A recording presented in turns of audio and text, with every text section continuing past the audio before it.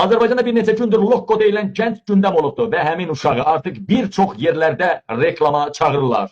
Uşağı çox məşhurlaşdırıblar. Sıradan bir ailənin övladıdır, indi uşağın gəlirləri sürətli artır. Bugün Daxili İşlər Nazirliyində bu uşağı müzakirə ediblər. Nazirə Vilayət Eyvazova məruzə olunub bu uşaq. Həmin oğlan nəzarətə götürülüb.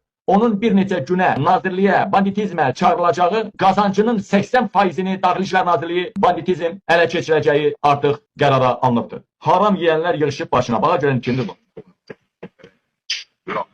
Təpəsi Lokko, harda anası qəhvə var, harda bacısının başını tutmaq istəyən var, harda atasını tanımayan var, çıxardırlar ortaya. Lokko, yox bir mənim şeyimin başını gözünü yelləməyinə var. Bir qrup sümsük populyar eləyir, Daxili İşlər Nazirliyi də banditizmədə belə bir şey lazımdır, faydalanır. Teyser köpək ol, Lokko, ananın ağzına Lokko. Ciz köpək uşağı harda parmaq dənəmələ gələn var Azərbaycanda çıxır.